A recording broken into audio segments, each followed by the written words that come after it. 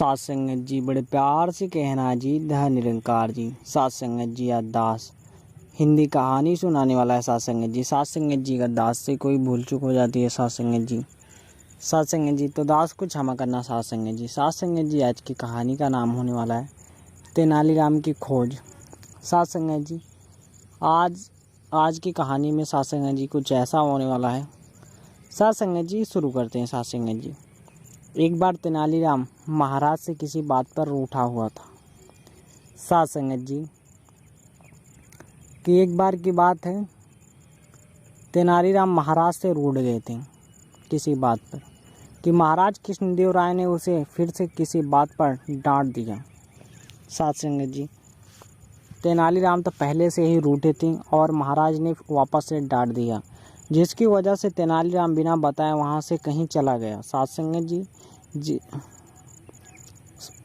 बीरबल सात संगत जी माफ़ कीजिएगा। तेनालीराम नाराज होकर दूसरी जगह चला जाता है राज दरबार से, और राज दरबार में आना बंद कर दिया। महाराज को लगा एक दो दिन बाद खुद ही आ जाएगा, लेकिन ऐसा नहीं हुआ। सप्ताह बीत गया। सात संगत जी महाराज को लगता है कि तेनालीराम है जो वह रूठा एक दो दिन के लिए है, लेकिन आ जाएगा हमारे महल में। लेकिन सात संगत जी ऐसा नहीं होता है। वह तेनालीराम सात संगत जी एक हफ्ता बीत जाता है और वह आता नहीं है। तेनालीराम की कमी लगने लगी तो उन्होंने एक सेवक को तेनालीराम को घर भेज दिया। वहां जाकर पता चला कि तेनालीराम बहुत दिनों से घर नहीं आया। सात संगत जी तेनालीराम के घर पे भेज दिया जाता है कुछ सेवकों को पता लगाने के लिए। तो सात संगत जी पता चलता है कि वहाँ पे तेनालीराम है ही नहीं। अब महाराज परेशान हो गए कि आखिर तेनालीराम गया तो गया कहाँ। सात संगत जी महाराज जी परेशान हो जाते हैं कि वो अब जो वह तेनालीराम है सात संगत जी वहाँ गया तो गया कहाँ।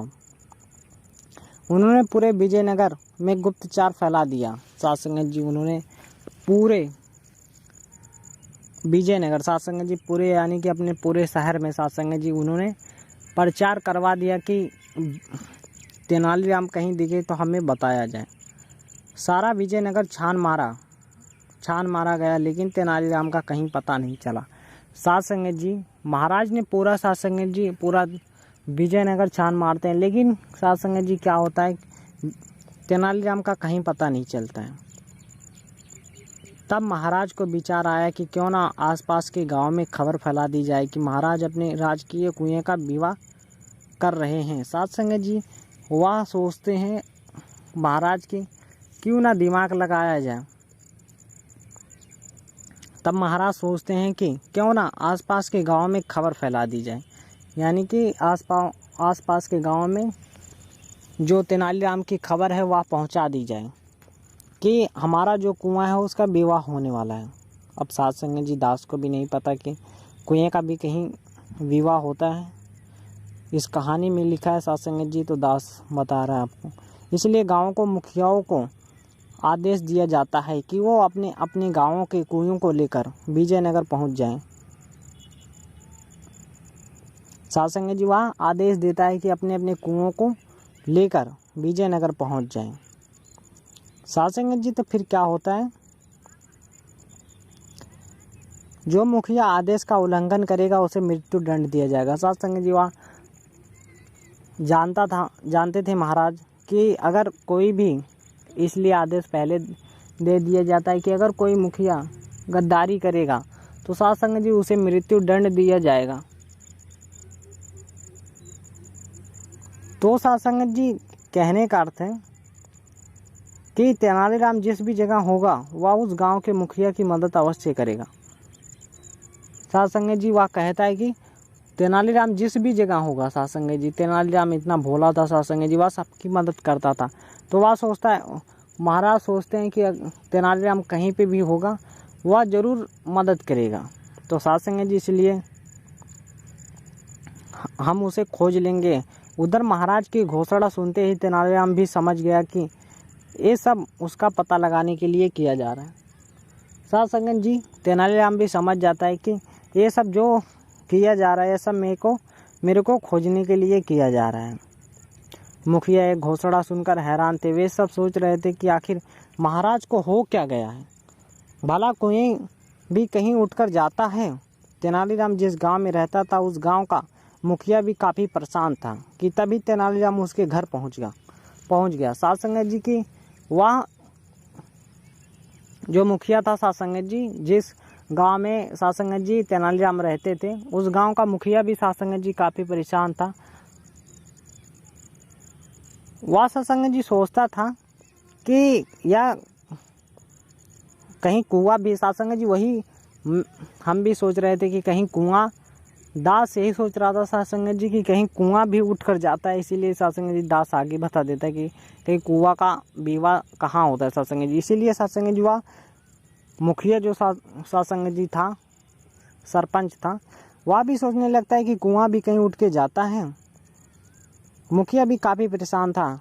तभी तेनालीराम उसके घर पहुंच गया और बोला, मैं आपका शुक्रगुजार हूँ जो आपने मुझे अपने गांव में रुकने की जगह दी है। साध संगत जी तभी तेनालीराम उस मुखिया के घर पहुंच जाते हैं और कहता है कि हमें रुकने के लिए अपने गांव में, साध संगत जी वह कहता है कि मुझे रुकने के लिए आपका बहुत शुक्रगुजार है, यानी कि वह धन्यवाद कहता है कि आपने मुझे रुकने दिया इस गांव में, आपने मुझे अपने गांव में रुकने की जगह दी, मैं आपका ये उपकार जरूर चुकाऊंगा। साध संगत जी वह कहते हैं। मुखिया बोला, पर कैसे?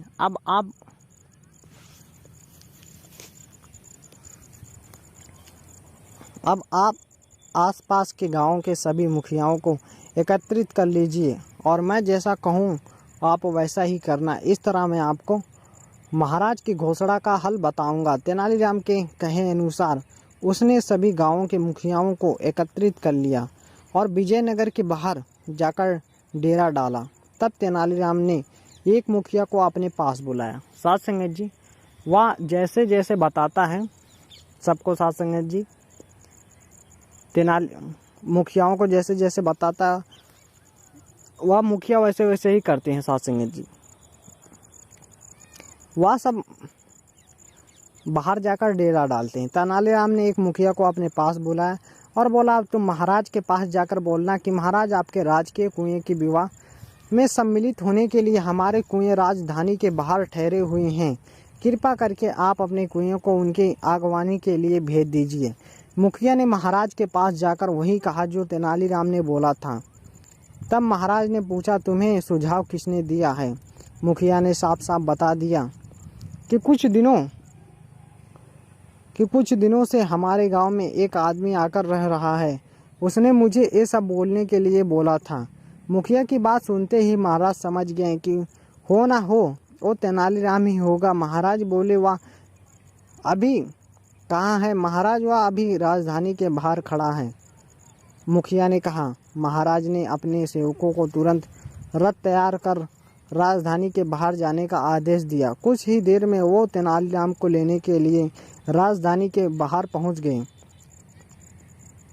साध संगत जी बड़े प्यार से कहना जी धन्य निरंकार जी। साध संगत जी दास कहानी को समाप्त करता है। साध संगत जी बड़े प्यार से कहना जी धन्य निरंकार जी।